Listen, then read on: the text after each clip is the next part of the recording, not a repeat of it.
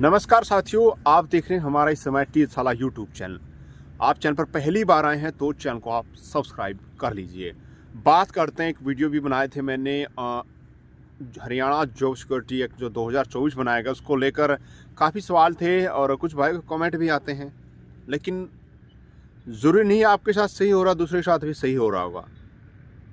ये वीडियो किसी एक पर्सन के लिए नहीं है, एक पर्सन उस वीडियो के खिलाफ भी हो सकता है क्योंकि उसका काम सही चल रहा है।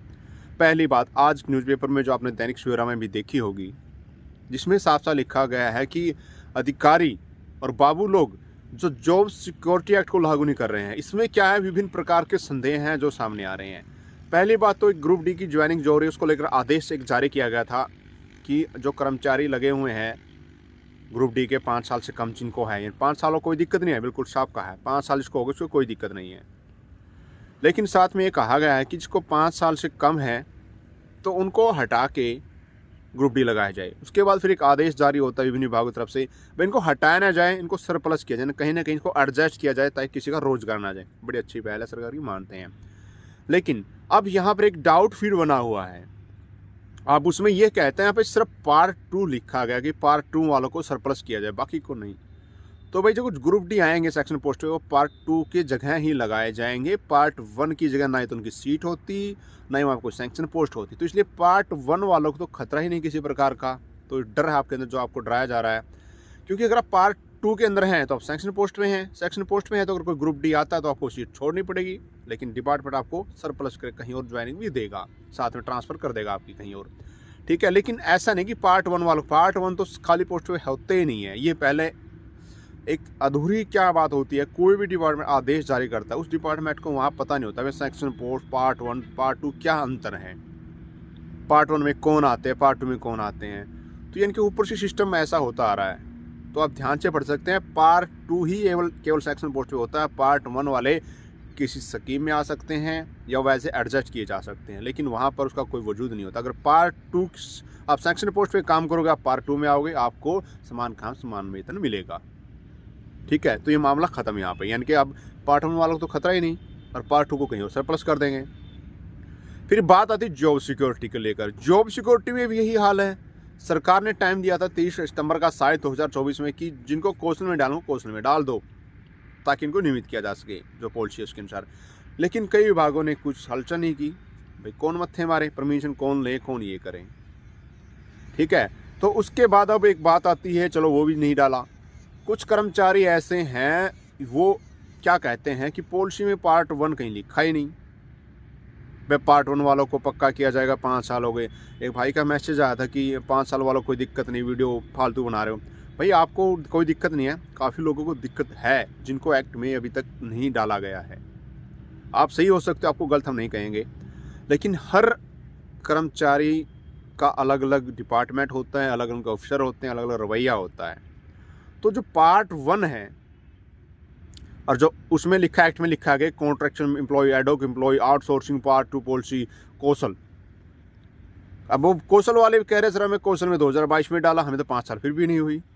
लेकिन ये क्या कहा गया, साथ में पूरा पढ़ो, उसमें कहा गया है किसी भी सरकारी डिपार्टमेंट में हरियाणा में अगर आपने काम किया है, आपके कॉन्ट्रैक्ट से लेकर आपकी ज्वाइनिंग से लेकर 240 दिन आपको वहाँ से गिने जाएंगे। आपके दिन 201 साल के अंदर 240 दिन वहाँ काउंट होते हैं आपके, उसमें 240 दिन आपने काम किया है तो आपको अगर 5 साल हो चुके हैं तो आप एक्ट के दायरे में आएंगे। उसमें ये नहीं आता, उस पॉलिसी को पढ़ोगे कि आप पार्ट 1 वाले नहीं आएंगे, ये कहीं नहीं लिखा। उसमें लिखा गया है कोई भी एम्प्लॉय अनुबंध आधार पर कैसे भी लगाओ, लेकिन वो शर्तें हैं कि स्कीम में ना हो।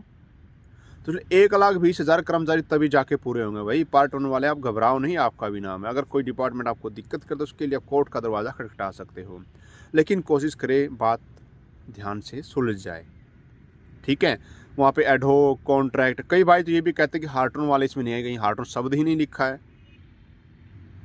भाई जब उसमें कॉन्ट्रैक्ट एम्प्लॉय लिख दिया, हार्टून वाले कॉन्ट्रैक्ट एम्प्लॉय पे होते हैं, कॉन्ट्रैक्ट बेस पर होते हैं, तो फिर क्यों नहीं आएंगे भाई, सब आएंगे भाई, डरने की जरूरत नहीं। अगर आपने सरकारी डिपार्टमेंट में काम किया, चाहे ठेकेदार के माध्यम से किया, अगर आपका डिपार्टमेंट आपको लिख के दे रहा कि आप यहाँ पे थे, कोई मोई का लाल आपको एक्ट में आने से नहीं रोक सकता।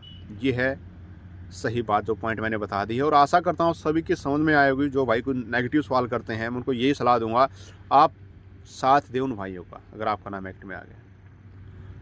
अब कब घोषणा हुई थी भाई? 3 महीने से ज़्यादा हो चुके हैं, अब भी एक्ट लागू नहीं किया। क्या हमारे मुख्यमंत्री जी की भी बात नहीं मानते डिपार्टमेंट? चीफ सेक्रेटरी का आदेश नहीं मानते? विधानसभा में बिल पास हो गया फिर भी नहीं। क्या कारण रहा इसका?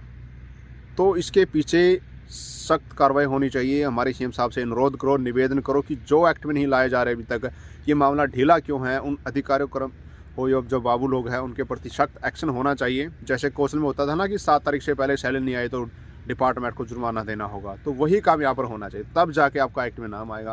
अगर ऐसे चलता रहा तो मुझे लगता है 1 साल तक भी आपका एक्ट में नाम आएगा। हाँ, कुछ डिपार्टमेंटों ने लागू कर दिया है, कई तो हाथ पे हाथ रखे बैठे हैं, वहाँ पे ठंडे बस्ते में बात आ रही है। तो साथियों, ये निवेदन करता हूँ, आपको घबराने की जरूरत नहीं है। एक्ट में वहीं आएंगे जो डिपार्टमेंट में काम कर रहे हैं, और आपको डिपार्टमेंट आपको लिख के दे रहा है कि यहाँ पे बंदा काम कर रहा है, बस बात खत्म। चाहे वो पार्ट 1 हो, 2 हो, कौशल हो, पोसल हो, कुछ भी हो, चाहे ठेकेदारी से हो, अगर आपके डिपार्टमेंट ने लिख दिया कि यहाँ पर, और उसमें ये नहीं है कि कौशल में नहीं डाले तो आपको एक्ट में नहीं लाया जाएगा। उसमें ये भी कहा गया है कि जो डिपार्टमेंट में काम कर रहा है किसी भी सोर्स से, सब आएंगे। ठीक है, तो इसलिए ये जरूरी है आपको कौशल में होना जरूरी है नहीं, आपको 5 साल होनी चाहिए। शर्तें वही है जो शर्तें, अगर वो शर्तें पूरी करते हैं तो आपको कौशल एक्ट में डाला जाएगा। कोई समस्या हो कमेंट कीजिए, आपके मन में कुछ विचार चल रहा जो आपने पूछना चाहते हैं, जो समस्या आपका बना हुआ कमेंट कीजिए। वीडियो को शेयर कीजिए, ज़्यादा से ज़्यादा शेयर किया करें, चैनल को सब्सक्राइब करें। एकमात्र हमारा से यूट्यूब चैनल प्रत्येक रूप से आपको जानकारी देते हैं। आपकी जो आवाज़ है वो हम सुनते हैं, कमेंट में देखते हैं, और जो दोस्तों कॉल आते हैं, मैसेज आते हैं, उन सबको हम पढ़ते हैं, उसके बाद हम आपके लिए वीडियो बनाते हैं। तो भगवान आप सभी को 2025 में एक्ट में लेके आए, आप सभी को खुशियाँ मिले, यही हमारा एक प्रार्थना रहेगी भगवान से भी और हमारे माननीय मुख्यमंत्री से भी, सभी के एक्ट में लाया जाए। और जो भाई लगे हुए एक्ट से बाहर हैं, अभी तक 5 साल नहीं हुए, तो उनके लिए कोई ना कोई ऐसी पॉलिसी बनाएं ताकि वो एक्ट में आते रहें। वीडियो को शेयर करें, चैनल को सब्सक्राइब करें।